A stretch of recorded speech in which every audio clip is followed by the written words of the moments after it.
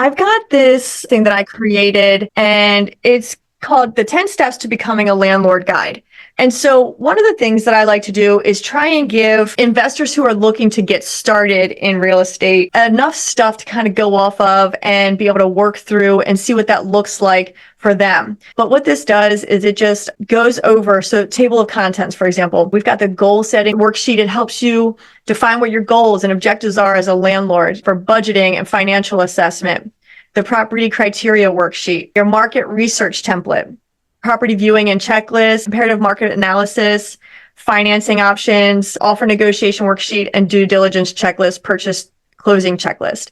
So this, for me, is really big when I'm working with other investors because it helps us set the stage for what it looks like for them. The first step that I suggest for everyone is goal setting. The reason I do it, and a lot of people say that sounds so cliche, and you're right, it really does.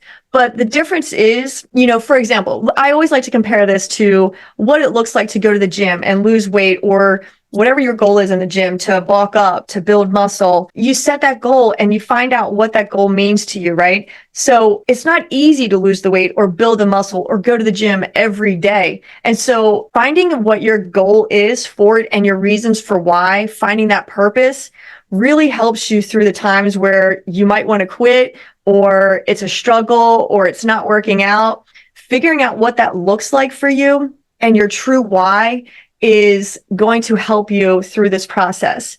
For some people in the goal setting process, it's one of those things is also like, okay, here's my financial goal, but I also don't have a whole lot of time to do this. So would a fix and flip be the type of property that I should be investing in right now?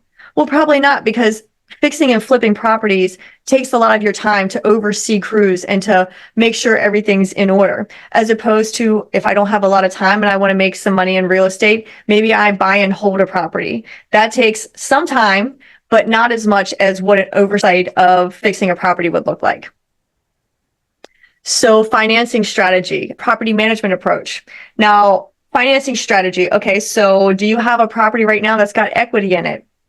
Could you refinance that and pull some cash out? Are you buying this property in an LLC? Does it need to have a commercial loan? So buying a property in an LLC means you can't get a regular conventional financing. You have to get commercial loan. So just understanding what your financial strategy will be is going to be important in setting all of these goals and how you want to approach this. Property management approach. That doesn't mean you need to hire a property manager, but you need to then understand what it looks like for you to be the landlord and property manager of the property. And so what that looks like for you. If you're going to self-manage it, are you going to put tools in place in order to make it easier for people to pay their rent? Or how are you going to schedule the showings? So just all of the things that go into what it looks like to manage a property. You just want to make sure that you're clear on what they look like and whose job and responsibilities that's going to be. And then once you get those things together, some action steps and what that looks like for you. The budget, I've got one that we can do. It's actually an online calculator. So this is just kind of for informational purposes. But when you're finding a property and what that looks like, you're going to look for, okay, all the information that comes with the property. So if it's already an investment and you're buying something that a tenant already lives in, what is the rent amount? Or if it's vacant right now or owned as a primary residence, what does that look like of what your mortgage payment's going to be or what potential rent could be? And then finding out what all the expenses are. Who's paying for what? I've seen some investors who haven't done their full due diligence, and when they're buying a property, I had someone come to me and they bought a commercial property on the first floor, and then it was multifamily up above. And so the numbers made sense for them, but what they didn't do is the research and due diligence to find out, well, the owner was the one who was paying the utilities. And so when the utilities were being paid by the owner and that wasn't disclosed, it changed the numbers and what he was making every month. So just understanding what that looks like and getting all of the stuff up front. And then your financial assessment. So once again, the down payment, the closing cost, what that looks like and how you're going to go about getting all of that stuff is very important. And working with a good lender and a good realtor to do all of these things is going to be easy for you to get all of these numbers. They'll be able to break it all down for you in a nice spreadsheet so that you have an understanding of what that looks like. And you'll know if the investment is a true benefit to you or if it's one that you need to pass by because it doesn't make sense. And then just understanding your numbers. I'm going to do another series on what it looks like once you own investment properties to really dive into what it looks like for your numbers and how to find that. So many investors that I've worked with in the past get upset when there's some repairs that need to be done on the property. So there's $300 that needs to be spent for, some bathroom repair or whatever it might be. But they're not looking at the big picture. And the big picture is the appreciation on the property, how much money in total that they've made, that the tenant has been the one paying their mortgage down, so all of the things, what they could sell the property for now, all the numbers that truly give you the full picture of your investment. So in our property management portfolio or in our software, we don't have all of this ROI and all of those things. We just have income and expenses. We have, the balance sheet. We've got all of the things that are just standard reports. But what I like to do is break it down even further to do the ROI, to know what your cash on cash return is and things like that. So it gives you a clear idea of truly how valuable buying real estate investments are. And then doing market research. So buying an investment property, it doesn't always have to be in your direct neighborhood. If you're going to manage it yourself, it might be wise to do that. So finding out what that looks like for you. Market research meaning, so I wound up buying some properties in the Raleigh, North Carolina area for Airbnb. That's a highly desired neighborhood and area for Airbnb, from the schools to the people visiting to big businesses coming in and needing locations for people to come for meetings and things like that. So just understanding what it is around you and what it is you're trying to do is very important to the type of property that you should be buying, the location, and the style of investment you're going to be doing, from short-term to long-term to buy and hold or fix and flip, all of those things. How did you find those? So I actually did the research on your own? So I've done some research on my own. I have several friends that actually live in that area and connected me with a great realtor that they had used. And that's, okay. I mean, as you know, Heidi, finding a good realtor who knows the area. So the one property that I had bought is just outside of downtown, which is perfect for Airbnb guests to be able to walk downtown Raleigh. Mm-hmm. And then the other property was, if I were to buy it on my own, I probably would not have bought it. But my realtor said in the next 5 years, this is an up and coming area. You can get in right now at a price. I think I might have paid $380 for it a few years ago. And already with this market, I think it's worth $650. Oh, so, wow, that's great. So having a realtor who understands what the market is now and what is going to happen in the next several years through development and other restructuring of the city. And so what really happened was, in that area, we have a huge complex getting built for like a sports arena. Mm-hmm. And it hadn't been started at that point, but now it's under construction. So all the prices in that general area are going up. So it's been huge, and it's been great for the actual nightly rental rate on my Airbnb. So understanding all of that. And so I've got all of this on paper, but a lot of this can be done through calculators. This is kind of just a visual thing for you to go over what that looks like, and things that you should be thinking about through the purchase of an investment property. And the rental potential. So for me, before buying an investment property, not only do I want to look at what the local market is, what it's going to be, but I want to look at what my competition already is. I want to look at what other rental rates are doing. Other properties that are like mine are bringing in for rent, whether it's long-term or short-term. If I'm flipping a property, I want to look at what the properties are selling for now that are going to be similar to what my finished product is going to be. So just understanding and timing all of those things is very important to what it looks like when you're purchasing. And we talked a little bit about target market as far as market research, the target market as far as ideal tenant profile. Now, I'm not going to get into what type of tenant in as far as anything to do with fair housing. I'm talking the type of tenant as in, are we going to be in a metro area? Are we going to be, those types of things? Are we looking for a single family home? Are we buying a multifamily? Those types of things where we're looking at is probably going to be a young family, or maybe if we're buying a single family, it could be an older family. I've had people in my single family properties who even were executives that were coming into the area who just didn't know the area at the time and so wanted to rent for a year. So all of those things make up the different types of tenant profiles that you're going to get depending on the types of property that you've decided to buy. And then same thing, all of this stuff, rental demand, rental market trends, all of this is the due diligence that you want to do for the area that you're selecting before you even buy. You want to make sure that the trends are leaning towards going up or at minimum staying where they are. I've seen areas for some of my other property management friends across the country who some of the areas, their rental rates were going very high during the COVID timeframe, but now they're starting to really fall off. So you just want to understand, is it going to be a cyclical thing, or is it going to, steady increase and stay where it is for the long run?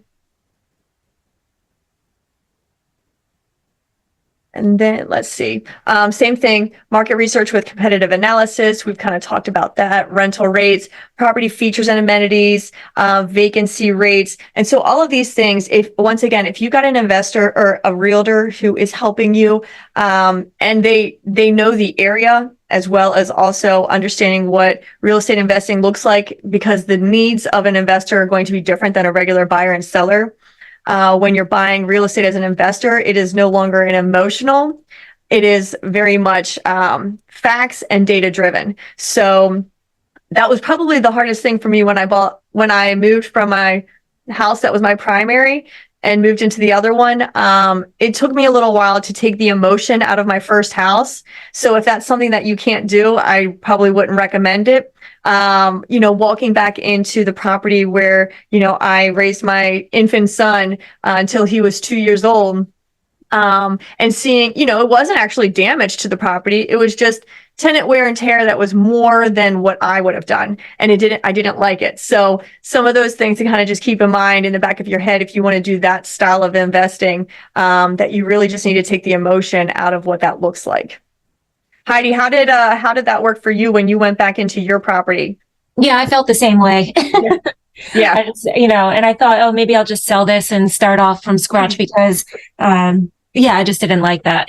Yeah, it was hard for me to get over. And so the benefit for me was I own, my property management company. And so I knew that I was being way too emotional about the property every time I would go in and look at it. So I said, that's it. You guys are taking over from here. I cannot go back in this property. And so they now handle that property for me so that I don't have to. But it helps. It's a great rental for me. It was a great starter home also for me, but it takes that emotional aspect out. So and it so well, so you find yourself like over talking and oversell, Right. And there's no need for rent it. Yeah, there's no need for it. So understanding all of that and understanding where your emotions might play into it is very important as well.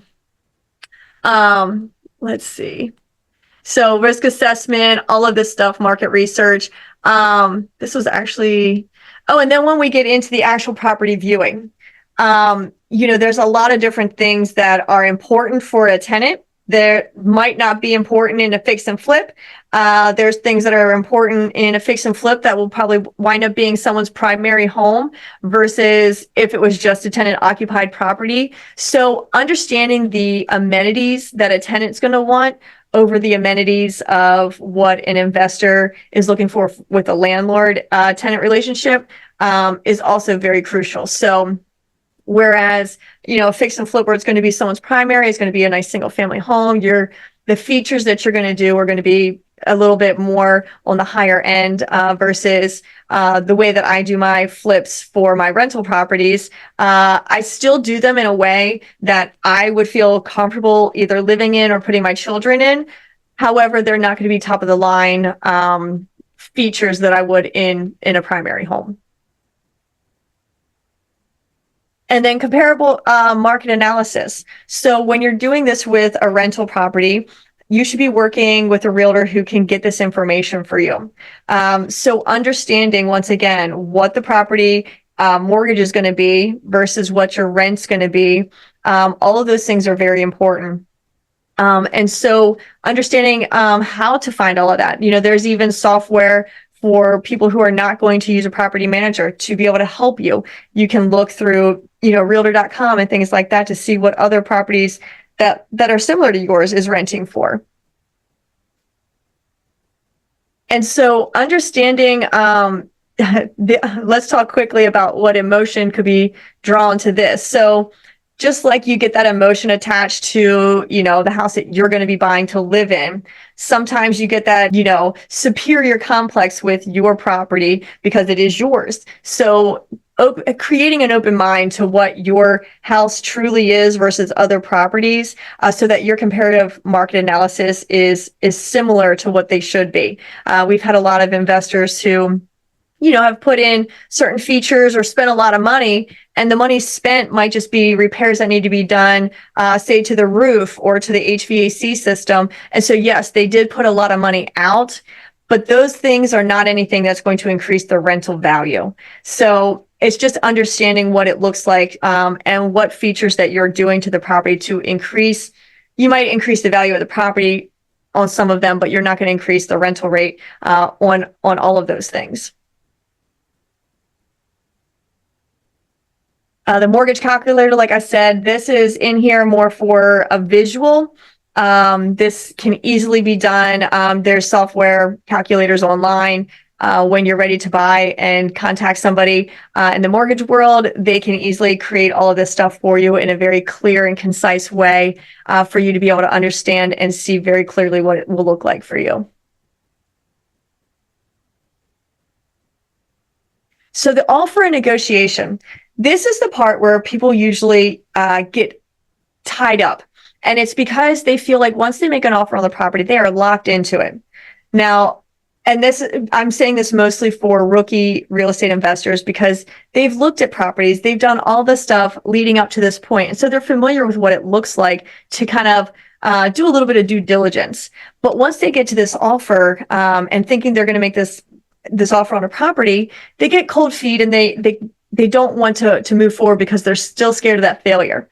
What I'll say is, especially in the real estate investing world, making the offer is just the first step. That's not locking you into the property because you still have the different inspections and things like that you have to go through.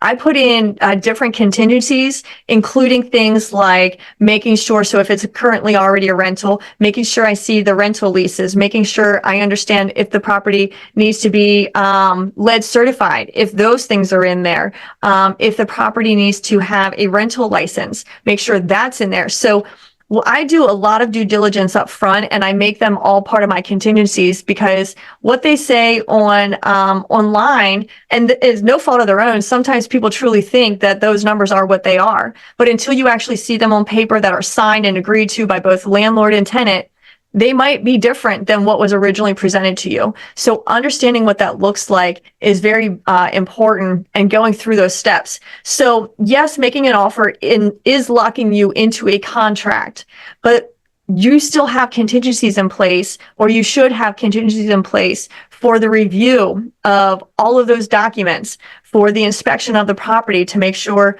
it is exactly the way you want it to be. Or if it's a fixer-upper, so it's exactly the things that already need to be fixed and not some other big issue. So just understanding what that looks like. And the negotiation part. So you've got the negotiation at the beginning when you're negotiating what the purchase price is going to be and all of those things. But then you can have another negotiation when it comes to what it looks like after all of these inspections and your due diligence is done. If you find something where the numbers don't line up, or there's a major repair that wasn't disclosed, or what that looks like, you can go back and see if you can negotiate with the seller to either make modifications on the price, to offer a credit, or make the repairs that might need to be made.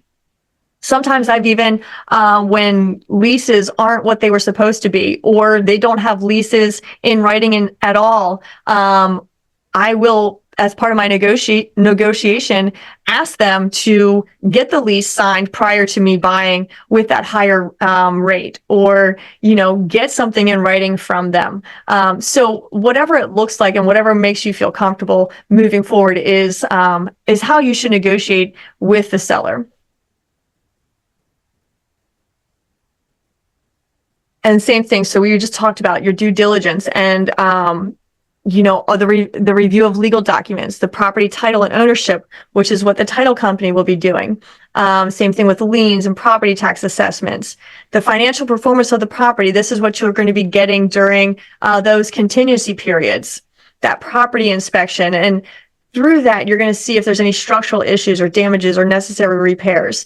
Usually, if you've walked through the property, you know of at least the cosmetic things that need to be done. Once that happens, you'll be able to go through the structural potential damages to the property with the home inspector. And they'll be doing this. They'll be assessing the condition of the property, the plumbing, electrical, all of those things.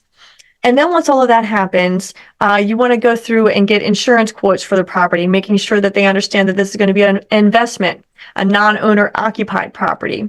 And, like I already said before, the renewing or reviewing of the leases, the payment history, what type of tenant that is, just so you can get an understanding of what that looks like.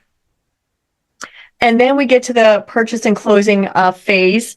We've already negotiated our contract. We've already gone and done our home inspection and our due diligence on the other contingencies that we've done. The title company has done, or the attorney, depending on what state you're in, has already done their due diligence and making sure that the property is free and clear of any title liens or anything like that. You've gotten your homeowner's insurance. There's a final walkthrough. Your mortgage lender is sending over the loan docs to either the title company or the attorney for closing. And closing day happens and you guys are now investors. And that's a pretty cool thing. You go through all of that stuff and it might seem like a lot, but in reality, usually it's 30 to 45 days of once you get all that solved. So it goes by quick. And then from there, it's a matter of understanding what it looks like to be a landlord.